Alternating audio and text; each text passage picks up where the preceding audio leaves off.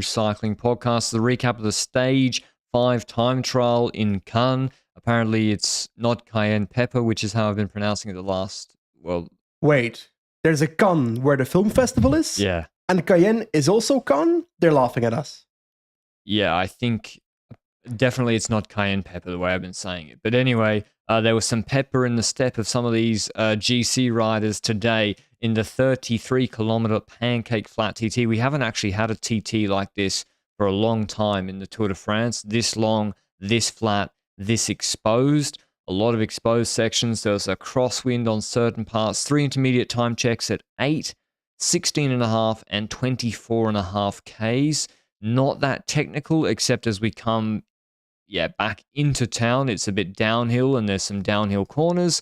Wide enough, but still, I think an advantage for someone like Pogacar who can move his TT bike around versus Remco Evenepoel. Did we have changeable wind conditions, Benji?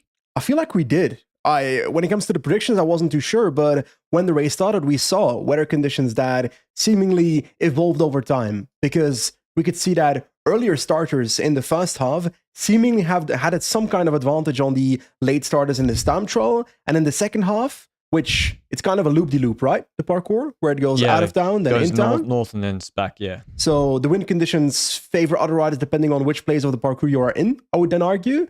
So we saw the evolution throughout the time trial go, because the late starters were then better in the second half of the time trial. Patrick, I'm afraid you missed that fly with... Don't hit your microphone, my friend. Anyway, let's get back to business. I think I scared it. So, what were the expectations before the time trial? I think we need to start there, because Remco Evenepoel was the favorite, was going to win this time trial, right? Remco's the heavy favorite. Oh, like $1.16. Very short favorite for a TT like this. Ganna, I think, would have been co-favorite or maybe second favorite, but close to Remco, especially as he would have had the advantage of what Benji just described. It seemed like the early starters had a moderate wind advantage, and Ganna would have been in that slot. But if we then look at the GC riders, we look at Remco, Jonas, and Tadej, and we see increased wind, for example. Who does that benefit of the three on paper? I thought Remco, because he has the lowest CDA ever, right? So then if it's a headwind, he can break the wind better. But to be honest, I don't really know the answer. But I was thinking Remco and maybe even Jonas against Pog. For the beginner listeners, CDA, how do you describe that best? Because if you're a rider, your frontal surface area basically of the rider, right? That's your CDA, right?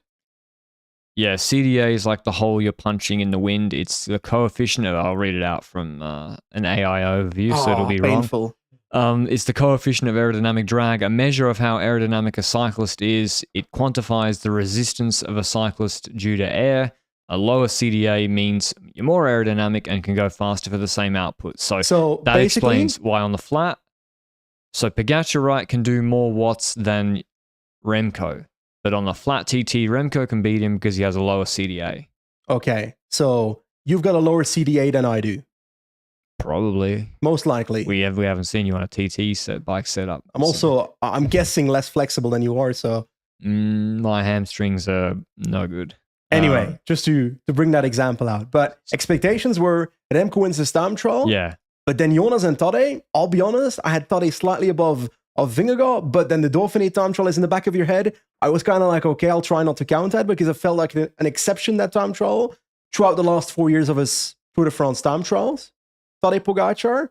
But it's always in your head before the Tour de France time trial, of course. So it's something that played a role maybe in the run-up to this Tour de France. And I think someone told me that Machin said that Tadej might have a new position relative to the Dauphiné. But if we hypothetically think about this, 2024 time trial position of Tadej, for example, looked like a less aggressive time trial position, so a less aero time trial position, but a more manageable time trial position, because setting up a time trial position for a rider is not just about making it as fast as possible. Yeah, you got to push the power out. It is about making it as fast as possible, but it's not about making it as aero as possible. It's about making it super aero while the rider is in a position they can actually hold. If they can't hold it, they'll get out of the position because it's too uncomfortable. They won't be able to hold it for a long time, and it will actually negatively benefit the rider. So that, and also they need to be able to push the watts out, like you said. So I was kind of expecting to see a different TT position in this time trial for Pogacar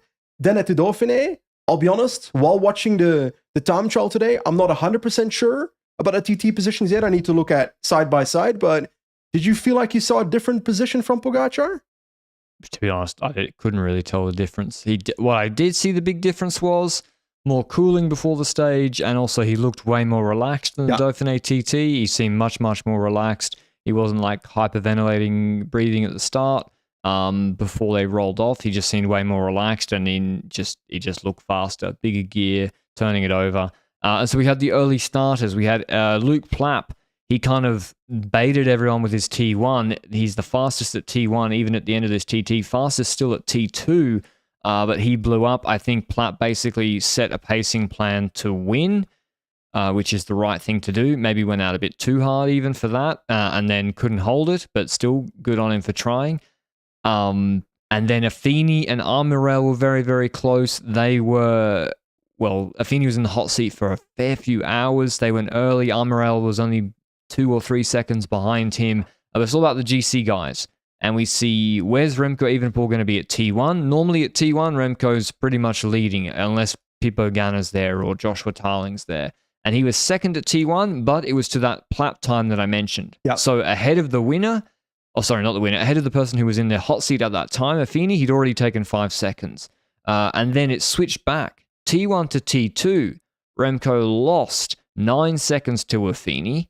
And then at T3, he gained 11 plus 4, 15 seconds on Affini. And then from T3 to the finish, Remco gained quite a lot on Affini, more than 15 seconds. In the last 8 minutes, he gained a lot. So Remco, I think it looks like he paced it perfectly. I think his corners at the end weren't the fastest, and he gave a bit back to Pog, but Remco Evenepoel wins his second consecutive Week 1 Tour de France TT, as he did last year, with a time of 36:42, just under, or maybe about on 54 kilometers an hour average. Yep, exactly. So he's won every flat time trial in the Tour de France he's ever done, right? Because there was the Nice time trial, that doesn't count. That doesn't count. That's a climbing time trial. Yeah. The difference with a flat time trial like today is that you mentioned CDA. CDA matters much more on a flat time trial than on an uphill time trial. Plus, it's more about the watt per kilo there on the mountain time trial, hilly time trial, climbing time trial, than on a time trial flat like today. So Tadej is the one that is the favorite on a mountain time trial versus Remco. We might see that later in this Tour de France on the Péragude time trial, while on today's time trial to Cayenne, in that one, Remco is the favorite. Now, is he going to end up winning this time trial? That is the big question, because you say Remco Evenepoel wins this time trial, and yes, there's a different pacing you can see when you look at the time splits. Yes, he goes slower than Affini in the first half. In the second half, he goes much faster than Affini. I think that's partially because of wind conditions. That maybe the wind changed in direction, and therefore the first half of the time trial didn't benefit Remco as much as the second half of the time trial. It looks like more headwind in the first half based on the footage. Maybe, yeah. Or I'm making it up. It starts a little bit uphill at the beginning, but that's why also I thought Remco would actually come out of the gates much quicker than Affini. But anyway, it was a bit slower at the start. Like it was 50 and a half to T1, and then T3 to the finish is, I think, or T2 to the finish is over 55 k's an hour average for those two. So Pogacar. Yes. He does a very, very good time trial. This reminds me of his 2021 time trial because basically, well, yeah, if Remco wasn't here, he beats all the specialists and he absolutely obliterates all the other GC contenders, but Remco's here. And that's the same that happened in 21. He beat Stefan Kung, and on a flattish course, that was a bit hillier, and he took loads of time on Vingegaard. And Roglic still there at that point? Yeah, Roglic was probably still there. Maybe he'd crashed already. And if it were not for Remco, if it were not for Van der Poel, he would have won another stage today. But he only loses by 16 and a half seconds. Pogacar's pacing pretty even. A second behind Remco at T1, 12 at T2, 17 at T3. And then he does T3 to the finish quicker than everybody, quicker than Remco. I dare say because his corners looked a lot better. He was also pushing it. And Pogacar's pacing looks really good. So Pogacar 16.6, Affini on 33, Armirel on 35.5, Vauquelin 50. I'm reading through names, Benji. Not hitting one. Lipovitz 58, Ivan Romeo 102, Joao Almeida 114, Luke Plapp 117, Pablo Castrillo 118. Neither Jorgensen or Vingegaard are in the top 10 of this time trial. That is disappointing for sure, because Jorgensen and Vingegaard finish on 11th and 13th in this time trial. We've got Jorgensen beating Vingegaard. And I gotta say, when I look at the Vingegaard time trial, space by space, time check by time check, I gotta be honest, in the first 5 minutes of the time trial, there was this small descent in the town where he flew so fast through a corner that I was like, okay, he's flying. But then the time check came on the screen, the live time check versus Remco, and I was like, 15 seconds slower than Remco. And I was like, okay, 15 seconds now means he's gonna lose like more than a minute by the end of this time trial. And that's way more than I expected. Yeah. Because my time expectations before this time trial were Remco's going to win, Pogačar and Vingegaard are going to be around 40 seconds with Pogačar beating Vingegaard. That was my expectation. But if I look at Pogačar and Vingegaard, Pogačar finishing on 16 seconds of Remco. For me, Remco did an as expected time trial. Pogačar overperformed notably compared to my expectations. But then Jonas Vingegaard on 1 minute and 21 seconds, that is 1 minute and 5 seconds slower than Tadej Pogačar on this flat time trial. That is a massive disaster for Jonas. Yeah, he loses probably 40 seconds more than within the margin of what we expected yesterday. Yeah. Which is maybe 20, 25 loss to Pogačar's possible. 20-second loss, and it could be better if he does a Dauphiné level TT. I expected a better TT even than that. And if he's improved from the Dauphiné, and so to be losing 7 seconds to Almeida, and bear in mind that Dauphiné TT wasn't mountainous. I mean, it did have 214, did have a hill in it, and it was a pretty steep hill, but it was still a 50 kilometer. He averaged 49.2, and today he averages 52 on a pancake flat course. So maybe it is a lot different with a hill in it, but I never counted the Dauphiné TT for Pogačar though. And I think that's a difference there because... But we're talking Vingegaard here. He puts 36 into Lipovitz in that TT. Today, Lipovitz puts 23 into him. It's an underperformance either way, regardless of whether you count Pogačar or not. Yeah, and exactly. It's not just to Lipovitz. It's also across the board to the time trial. He's got a worse time trial than Roglic. And I gotta say, when I saw Roglic go past the first time check and I saw, okay, he's 30 seconds behind around roughly, I was like, okay, that's actually what I expect, because Roglic, that's something Sean Kelly would say. Roglic, he often starts a time trial with a negative split, so doing a slower start on purpose to save a bit of energy for the latter half of the time trial. And I felt like he did that again today because he lost less time in the second half of the time trial. And the outcome is 12th in this time trial on 119, same time basically as Jorgensen, which is 2 seconds faster than Vingegaard. I expected Roglic to finish around that before today. Maybe peak Roglic I expect better, but I never expected to see peak Roglic in this time trial. Roglic 5 seconds off Almeida, and he's got to take it. I mean, he's moving up in GC, and like we said, he moves 5 spots up from 13th to 8th on GC. We'll get to GC a little bit more in a second, but Jorgensen, for example, in that Dauphiné TT, he finished 3rd. Again, 20 seconds ahead of Lipovitz. This is a flat course. He's heavier than Lipovitz. From eye test, Lipovitz looks maybe like 66. And he's losing 21 seconds to Lipovitz here. So it's flipped. And losing to Vauquelin. So maybe the hill makes a bigger difference than I expect, but both the Visma GC leaders were 40 seconds slower than probably where they would have hoped to have been today, which is you have to beating Vauquelin and Lipovitz. If they're the ignore Pogačar and Remco, I think Pogačar maybe... Pogačar's like it's pretty expected. Better than expected for me. Pogačar did Pogačar did like from his 20-second range, like we said. Maybe we expected him to be on 30 to 40 seconds to Remco and take yellow. Here he's much closer than we expected. Yeah, you're right. So, and then Vingegaard would have been losing, half a minute, losing 1:05 to Pogačar. I think in 2022 was it must have been a TT in the first week. There was the cobble stage, but I don't remember if there was an actual, because there was a complete time trial only, no? There was a 13K Copenhagen TT, Yes. and Vingegaard lost 8 seconds in 15 minutes. Here, in 30, how many minutes? 36 minutes, 37, Evenepoel, So in double the time, more or less, he loses, a lot more time, is my quick maths.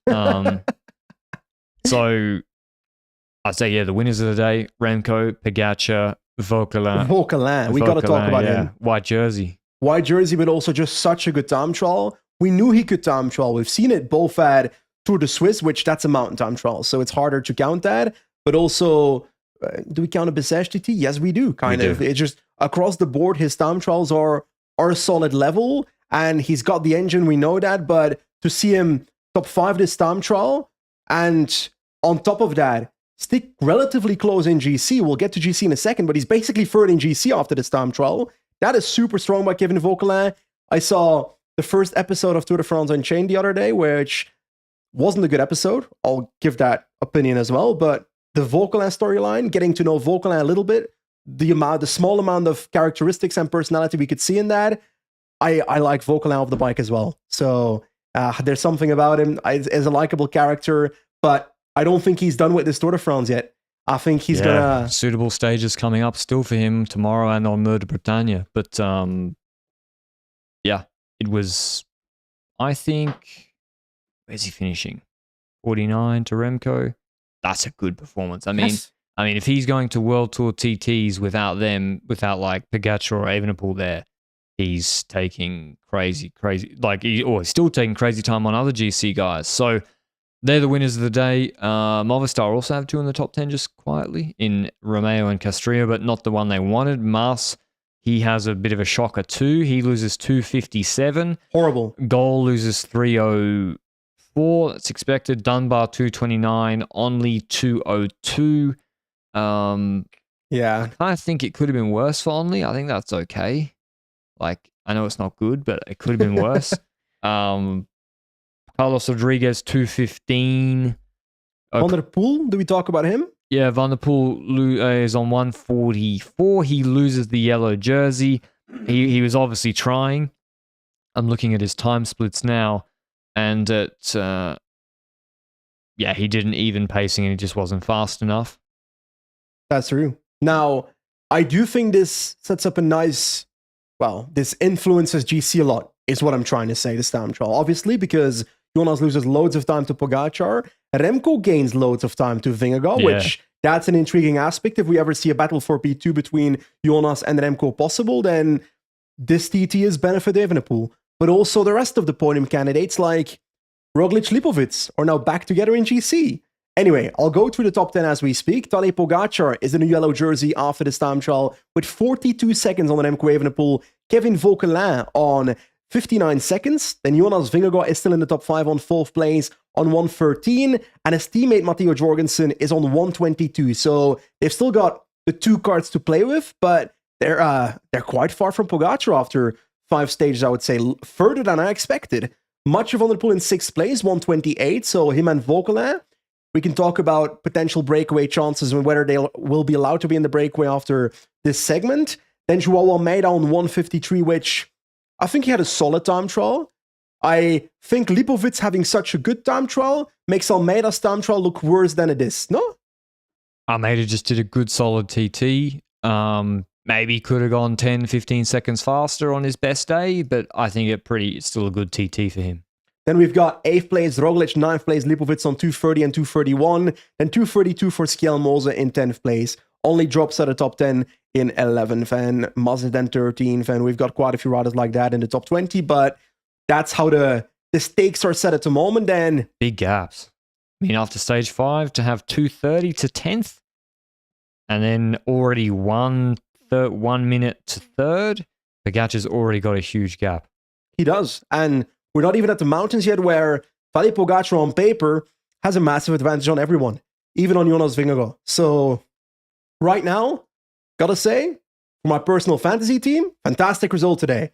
for the tension in the Tour de France, maybe not so much. Yeah, because exactly. towards the mountain stage, you'd wish for an Evenepoel or a Vingegaard to have some kind of time on Pogacar in GC, which was unlikely at the start of this week. Maybe Remco had the chance, but bottled it in stage 1 with his team. His positioning, losing time in stage 1 in the echelons. That's where Remco actually. He still wouldn't be in yellow. He still wouldn't be in yellow. He would be 3 seconds of yellow. So stage 1 isn't even the inflicting manner here, but I'm a fan of having an as close as race possible. So I don't care who wins the Tour de France, as long as it's a close fight until the end. I feel like this time trial is making it look like that won't be the case. But now, say Pogacar, say Vingegaard holds Pogacar in 2022-23 style, right? On most of the mountain stages. Pog takes bonus seconds, small gaps. Say that does happen. Dream scenario for Vingegaard right now, based on what I see. Yeah, but then to win the Tour, he's got to drop him twice. Yep. Or not. Just one Grenon. One major capitulation or drop him a few times, which right now that seems very unlikely from my perspective. But I see a realistic possibility, which last year, if you look at the Tour de France last year, Vingegaard loses the Tour de France, but once he ends up being in a position in week 3 where he can't win anymore, on a few stages he starts defending his position when he doesn't feel great about it. He starts defending his position against Remco Evenepoel. And I feel like because he's already a minute back at this point in the Grand Tour, this might give Remco a bit of an opportunity. If Jonas does try all out to win this Tour de France, there might be a day where that costs him and he overextends a little bit, and maybe Remco can ride his own race, which he should, and benefit from Jonas maybe overextending, trying to beat Pogacar still. I don't see it. Do you? Well, I just want Vingegaard to try all out, of course, because I want. No, but even if Vingegaard does that, like the climbing difference between him and Pogacar and Evenepoel is so big. Yeah. That. And on paper, Jonas is a much better climber still than Remco. Yeah, he dropped him yesterday on Punchy Hill and on every mountain, basically. Yeah, so I wouldn't. Remco is going to ride for second. That's clear. They were telling him his time gaps to Vingegaard. They were saying you can take time on Vingegaard. So Remco's, he is riding as Vingegaard. Vingegaard is not concerned with Evenepoel. He wants to win the Tour de France. He's already come second twice. Yes, twice. In 2021 and 2024. Oh, he's won it twice. He doesn't care about coming second or third. That's why I feel like there's an opportunity for Remco. If Jonas actually doesn't care about second, then maybe that might give an opportunity for Remco to come second. We've just never seen Vingegaard really blow up in the Tour, pacing wise. Only on Paris-Nice. yeah. In 1 week when he's on 1 week he's for sure. That is fair. On Paris-Nice this year, but I don't see that yet. But still, he obviously didn't do a good performance today, and today was a 36-minute Watts test, admittedly on a TT bike, but a test in which he got soundly beaten, not just by Pogacar, but also Pogacar's lieutenant, Joao Almeida. So Almeida is going to be also very happy with his position, and he will be, Almeida's looking at Vokela and Van der Poel, they're out. Yeah. So he's already sitting, say, 5th provisionally in GC, is how he's looking at it. Yeah. And then, he's got to beat Jorgensen or Evenepoel or Vingegaard to get on the podium. One of them. Because realistically, Vingegaard is always better than Evenepoel and Almeida by the end of the Tour de France if he rides his own race. But there's a chance that he doesn't ride his own race to beat Pogacar, which is a very big possibility because he tries to win the Tour de France. Now, that can benefit an Almeida or a Remco in the long term, but at the end of the day, in the mountains, the gaps will be huge, and we can't underrate that. In the mountains, we're talking about minutes. We're talking about minutes if Pogacar is the same Pogacar as last year, and Vingegaard hasn't evolved when it comes to his climbing relatively last year, then we're talking about minutes at the end of this tour between those two, plus minutes from Jonas to the rest. Yeah, I mean, last year the gap was in GC, 3 minutes from Vingegaard to Evenepoel and 13 minutes from him to Almeida. It was 10 minutes from Evenepoel to Almeida. So the podium was 10 minutes from 4th. Crazy. For Almeida. Now, maybe Almeida looks better this year in general. Yeah. So if maybe Almeida doesn't have to really do anything for Pogacar this race further than he already has. Yes, but there will be a few moments where he will have to do something. Especially because Adam Yates is not looking so good. So in terms of pure climbing, Almeida is still key for UAE Team Emirates. Because we're looking at Adam Yates is not looking so good, or Sepp Kuss is not looking so good at the moment, that kind of stuff. But back in the day, Team Sky Days, for example, you had White Pulse, who was dog shit for the first week and the second week, and that was amazing in week 3. In week 3, we've got the 2 epic mountain stages of Col de Los La Plagne. Is there a chance that an Adam Yates and a Sepp Kuss, we suddenly see them ramping up to week 3 and them being the almighty riders as super domestics? It's more that Yates' whole year. His whole year's not looked as good as the last 2 years. Torino? Well, no, Adam Yates would win Milano Torino. But he had a good lead out for Del Toro. He did a good lead out, but Adam Yates in the Giro has just not looked as sharp as the last 2 years. Maybe indeed, like Niels Pollitt, Benji. Niels Pollitt's in good shape, but the last 4 stages have been about positioning. Pollitt does a good TT today, 16th. He's clearly, the legs are turning over okay, but he just, he can't ride in the peloton. But when it comes to controlling mountain stages or whatever, Pollitt will be able to do the job he did last year. What next? What else can we draw from this TT, Benji? Remco. I'm looking through the top 10 and I'm like, okay, Red Bull Bora Hansgrohe still has no clue who their leader is going to be by the end of this race. Yeah, exactly. Like Lipovic. I mean, that Lipovic TT is really good. Yeah. I mean, he lost time yesterday. And he didn't get dropped on the climb yesterday. He got dropped in a descent. So the Red Bull guys are basically, they've beaten the Visma guys in the TT, but on positioning, maybe it's a bit generous to call all of yesterday positioning, but they've lost a minute. They're a minute 30 behind the Visma guys from the punchy stages. So these stages have all been crucial, and I think we're going to see more of that to come. But yeah, Pogacar's now kind of can do this on cruise control, Benji. He doesn't... Mate, he's in yellow, he's in green, and he's in polka right now. And he's in KOM, yeah. But he's too elderly to take white these days. Wait, Remco's eligible for the white jersey? Yes, of course. Bro, how old is this jersey competition? He's been professional for... He joined World Tour as a toddler. This is his 7th year professional, and he's still in the white jersey. Change it. Should be U23. Change it to U23 for God's sake. And a grey jersey for 35-year-olds plus. Yeah, and something like that. But silver lining for Visma, Benji, they're leading teams classification. Oh, fuck off. I'm not having this shit. Don't you dare mention that ever again. Tomorrow's stage. So Pogacar's in the yellow jersey.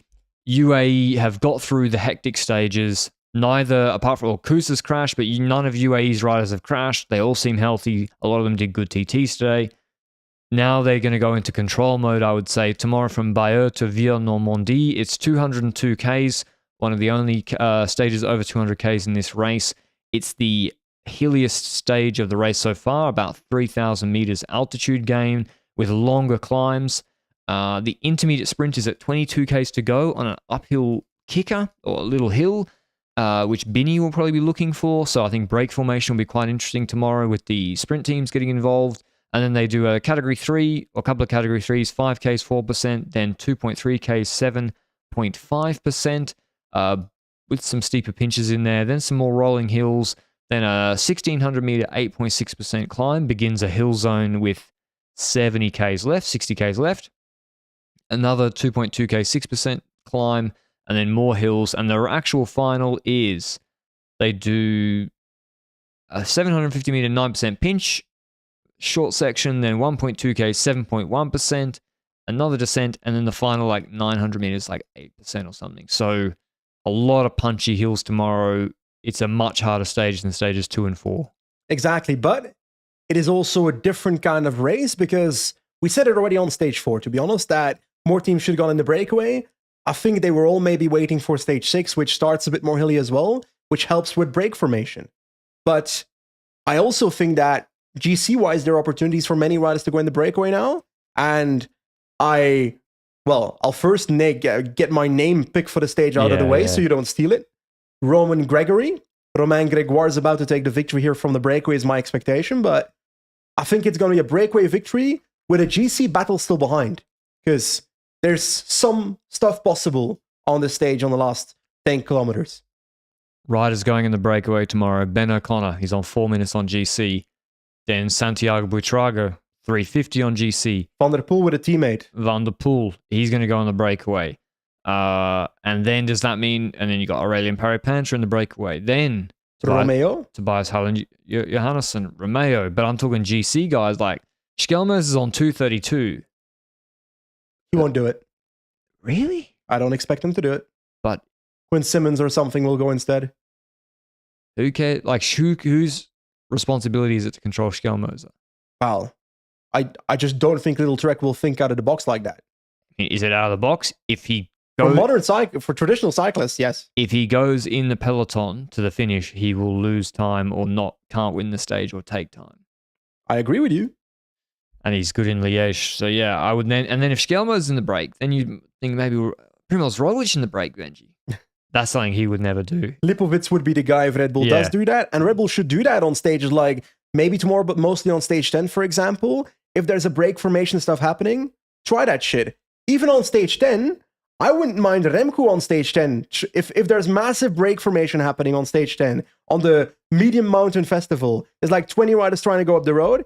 If Remco tries to slip in the breakaway, see how Visma reacts. If Visma starts chasing you down, then they're not looking at UAE to do so. But maybe they might be looking at UAE, and then it's a game of who blinks first. And that's also a potential opportunity for Remco there. So I would like him to see him try that just in case. Maybe not tomorrow, though, because tomorrow is just break stage, in my opinion. But other candidates, is Volkland too close in GC? Yeah, Volkland's a tricky one because he's in a jersey. He's so close on GC. If the break wins, even by a small margin, if he takes the bonies, he's into the yellow jersey. Do UAE care if Volkland takes the yellow jersey at this stage? Maybe not. They like keeping it close to the breakaway either way. Yeah, so I feel like UAE kind of, you're right. They'll keep it close and then they make a decision later on whether they chase or not. I'm going to go with Jenno Berkmoos from the breakaway. I like it. He's nowhere in GC. He was 10th on stage 2. Other guys in the break should be Alaphilippe, should be Hirschi, should be Healy, Deletra, should be Healy, should be Paulus. I mean, these teams, Benji, after yesterday's stage, they have to know if this goes to Peloton, they have 0% chance to win against Pogacar or, mainly him. I also expect the likes of Mauro Schmidt to be in there. He was actually at a solid level in Swiss. We haven't seen him much in this race except at the back of the peloton because he's one of those riders like Plab that doesn't like to be in the middle of the peloton, technique-wise, etc., and feels more comfortable at the back. Breakaway is the best way to avoid being in the peloton. Exactly. So I think it's going to be a big break tomorrow because who's going to control?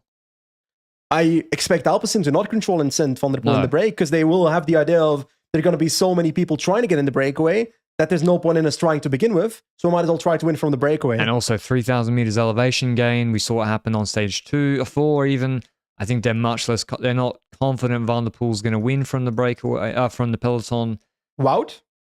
Will he control the breakaway? No, will he try to get in the breakaway? Well, he should.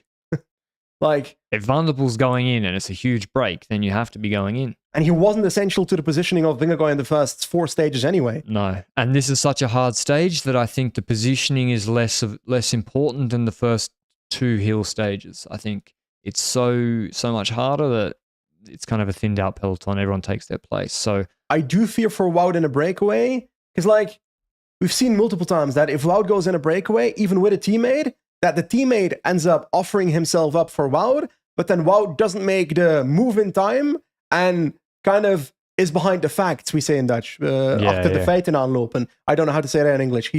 He's reacting too late to things, and therefore Kampenaerts win with Verchet or something, stuff like that. Well, yeah, that was last year. There was that transition stage. Bart Lemon was controlling it. Maybe Benoit from the breakaways actually can win on this finish based on how he went in stages 2 and 4 against a weak. He won't win against Gregoire, but against Berkmoos, I don't know. But keeping Jonas safe, which should still be the biggest priority for Visma. He lost a minute to Pogacar, but he's still in the game. Shit can happen in a Grand Tour. Still, I was going to say 20 days to go. Not exactly. No, I think less. 16 days to go, roughly. But I'm going to stick with Berkmoos because I know he'll definitely be allowed in the break, and I know he's definitely good on this course, and Lotto needs something, and he was good on stage 2, so he's my pick. I like it. I'm going for Gregoire. There we go. Roman Gregoire, puncher battle. I think it'll be puncher breakaway, big break. But I think it'll be good break formation. Important intermediate sprint points available. Binny will be trying to take them. Will Vanderpool be trying to take them? Is something to watch as well. And we'll see, has he changed his mind about the green jersey? You'll see that in the first 25 kilometers tomorrow. But hope you enjoyed the recap of the TT, and we'll see you with the recap tomorrow. Until then, ciao, ciao.